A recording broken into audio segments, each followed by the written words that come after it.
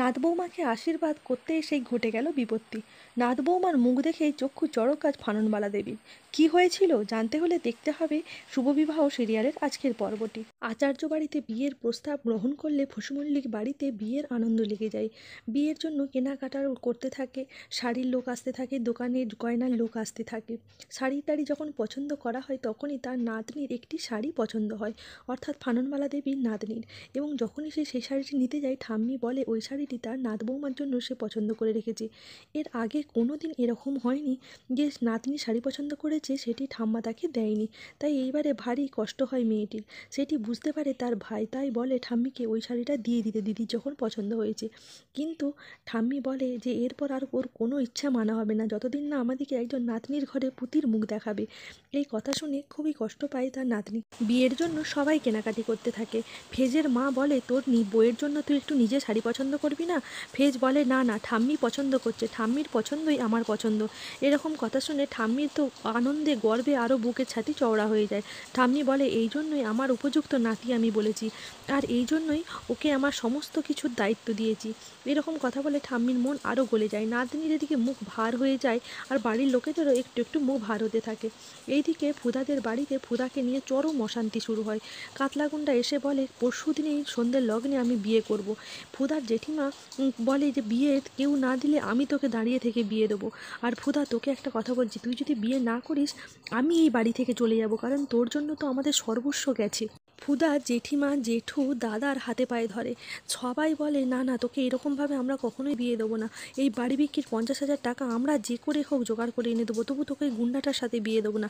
কিন্তু জেঠিমা বলে ওই মেয়ে যদি না এই বাড়ি থেকে যায়, এই বাড়ি থেকে আর মুখ দর্শন করতে চায় না, নইলে যদি আমি এই বাড়ি থেকে চলে গেলে শান্তি হয় তাহলে তাই হোক, ওর মেয়েটার জন্য আমার এই দুটো মেয়ের আর বিয়ে দিতে পারবো না। তোমরা কি একবার সেই কথা ভেবে দেখেছো? পাড়ার লোকেরা চিৎকার করছে, আর এই বাড়িটা চলে গেলে কি আমরা পথে পথে ঘুরবো, ভিক্ষে করবো? এরকম করে ফুদাকে যখন অপমান করে তখনই তার বৌদি বলে তোমার কোনো চিন্তা নেই কাতলাদা, তুমি শুধু আমাদের এই মেয়েটাকে নিয়ে যাও, তারপরে এর আর মুখ যেন এই বাড়িতে দেখতে না পায়। ঠাম্মিতে খুব বকাবকি করলেও কারো কথাতেই কাজ হয় না।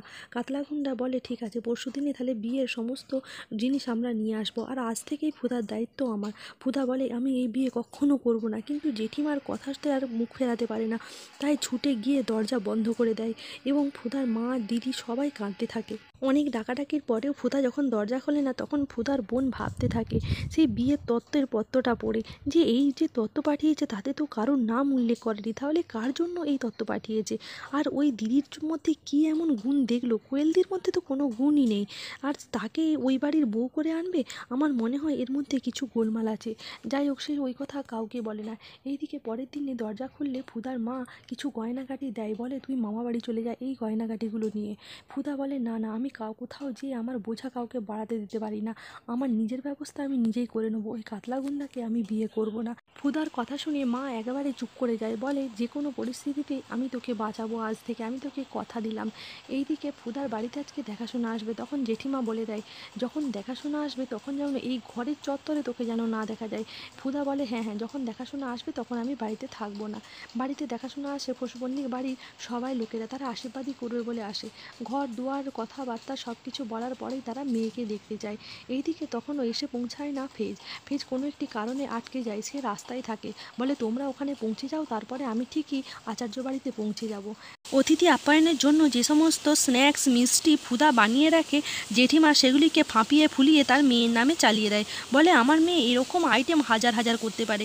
ফাননবালা দেবী আদেশ করে যে তার মেয়েকে নিয়ে আসতে, এবং যখনই কোণে দেখার সময় আসে তখনই ফাননবালা দেবী এবং বাড়ির লোকজনের চক্ষু চড়ক গাছ হয়ে যায়। এ কোন মেয়েকে এনেছে তারা? এই মেয়েকে তো ওরা পছন্দ করেনি।